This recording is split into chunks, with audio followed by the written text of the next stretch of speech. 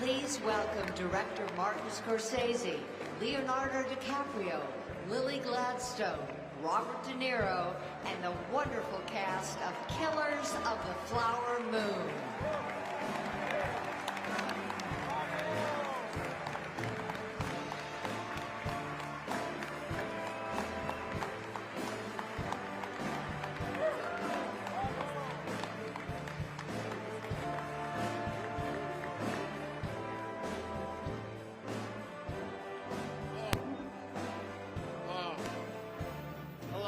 Hello, Palm Springs International Film Festival. Yes. Well, I thank you. I thank you so much. We're all here, most of us. I want to thank Apple, of course, Tim Cook and Eddie Q and Zach Van Amberg and Jamie Ehrlich for, people talk about support, but support means having to experience it, working with such fine gentlemen. It really was an amazing time. I mean, I can't tell you how much it means to me to be here today with the group up here. I mean, I have old friends like, Bob and Leo, and new friends like Lily and Jesse and Yancey and Tally and Chief Standing Bear, whose company I really do cherish, whose trust and their dedication, and this was a key, a shared spirit of collaboration. This moved me so deeply in the making of this picture. And over the years, I've been given the grace to make a bunch of movies. That's true, a few pictures in my life. And every one of them, I put myself into, every one of them, as much as possible, for better or for worse.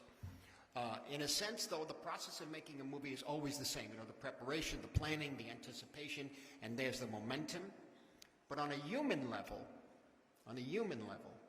every picture really becomes a different experience. And I'll tell you a little about the making of Killers of the Flower Moon.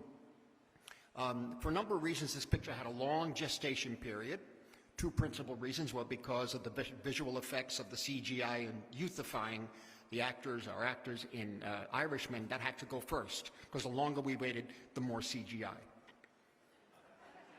So that would be too much.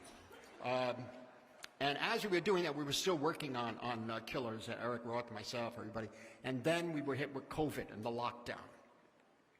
And this was an endless period of solitude, but it was forced solitude, and still was in my mind. I still worked in it, but I felt desperate to get back to work. But, like a lot of us, we just didn't know if we were going to come out of it alive. But in the end, when it finally came together, all this time, all this gestation period really was a blessing. We started preparing the picture. Right before COVID, I had taken a few trips out to Oklahoma. On one of those trips, there was a dinner in Grey Horse at which many people, over 250 from the Osage community, were present.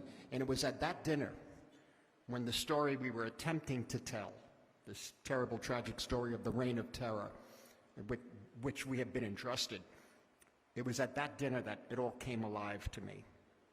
That was the moment when I started living the film, and we were all going to make it together, because I saw them there. I saw the people. I saw the faces. I listened to them. I heard them. We shared dinner together.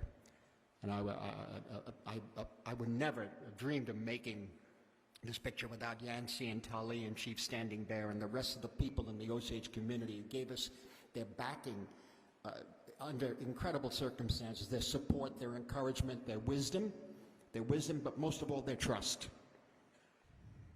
And really, the knowledge that we would all be coming together in Pawhuska and Grey Horse and Tulsa to make the picture together. That knowledge just kept me going, and it was an experience that I'll always treasure, one of the greatest times in my life. I thank you.